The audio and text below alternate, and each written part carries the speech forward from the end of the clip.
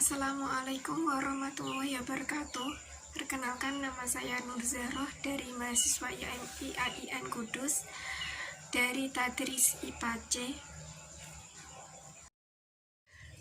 Kali ini saya akan menjelaskan mengenai interaksi makhluk hidup dengan lingkungannya.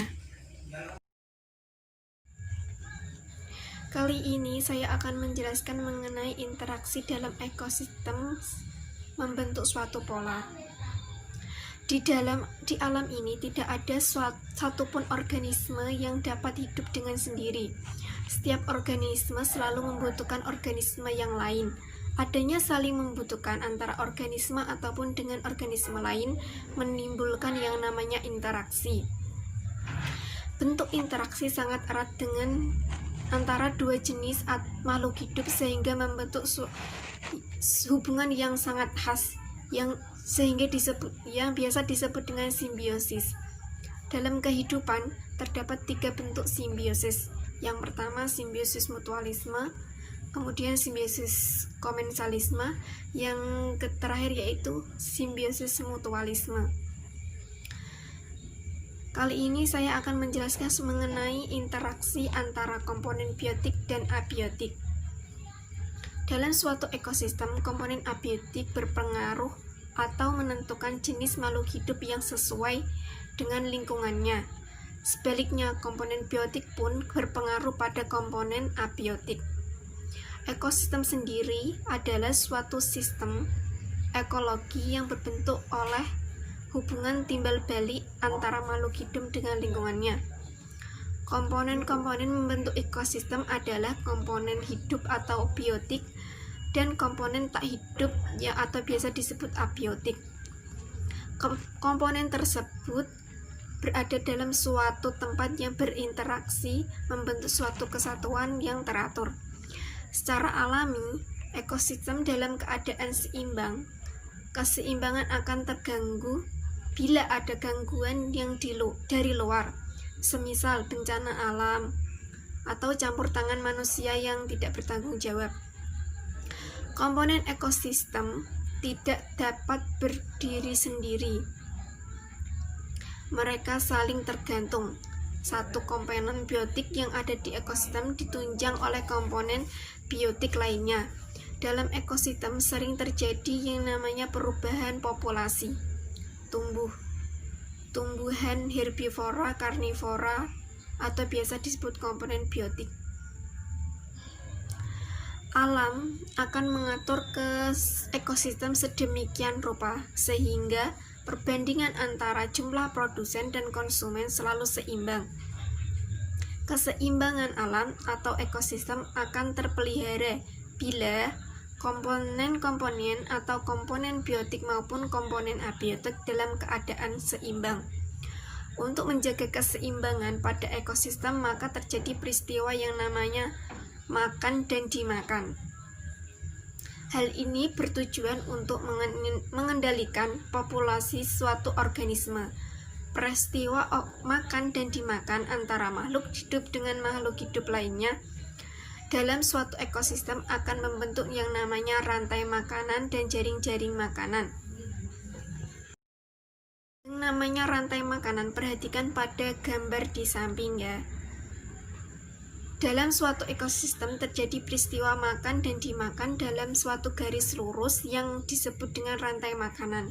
Rantai makanan ini terjadi jika satu jenis produsen dimakan oleh satu jenis konsumen pertama. Konsumen pertama dimakan oleh satu jenis konsumen kedua, dan seterusnya. Konsumen menjadi pemakan terakhir disebut konsumen puncak. Rantai makanan terjadi di berbagai ekosistem. Di antara rantai makanan tersebut terdapat pengurai, karena pada akhirnya semua makhluk hidup akan mati dan diurai oleh pengurai. Selanjutnya yaitu jaring-jaring makanan. Bisa dilihat pada gambar. Di alam ini produsen tidak hanya dimakan oleh satu jenis konsumen pertama, tetapi bisa juga dimakan oleh lebih dari satu jenis konsumen pertama. Satu jenis konsumen pertama bisa dimakan oleh lebih dari satu jenis konsumen kedua dan seterusnya. Bisa dilihat pada gambar ya.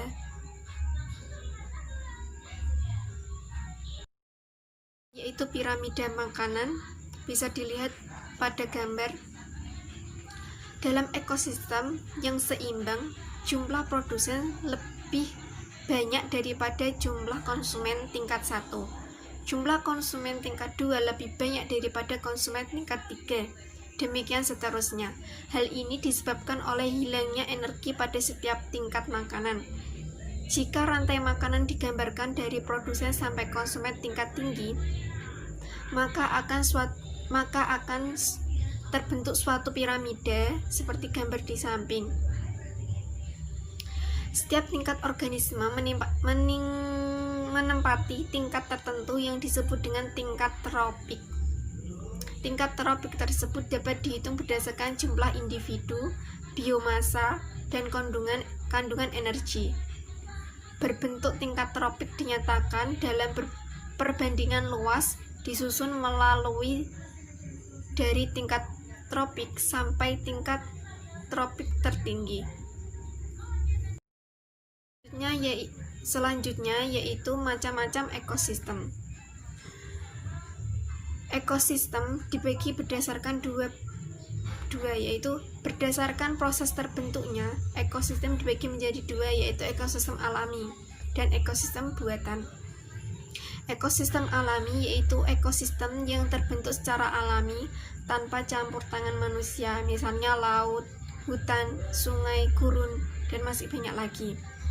Sedangkan ekosistem buatan yaitu ekosistem yang sangat dibuat oleh manusia sendiri, misalnya waduk, kolam, akuarium, dan lain-lain.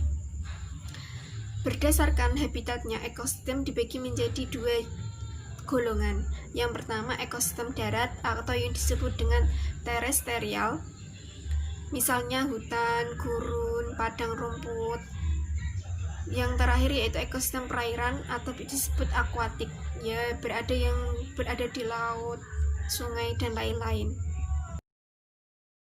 Selanjutnya mengenai tugas.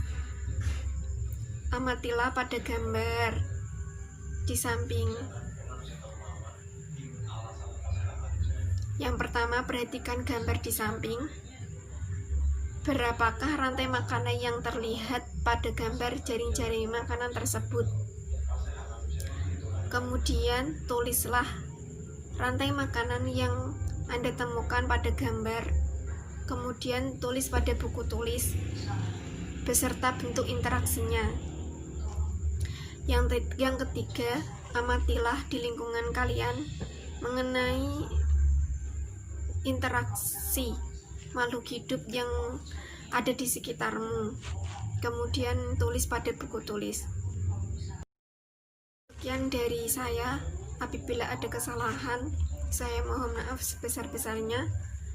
Dan terima kasih, semoga bermanfaat. Apabila ada pertanyaan atau tambahan, silakan bertanya pada komen. Terima kasih.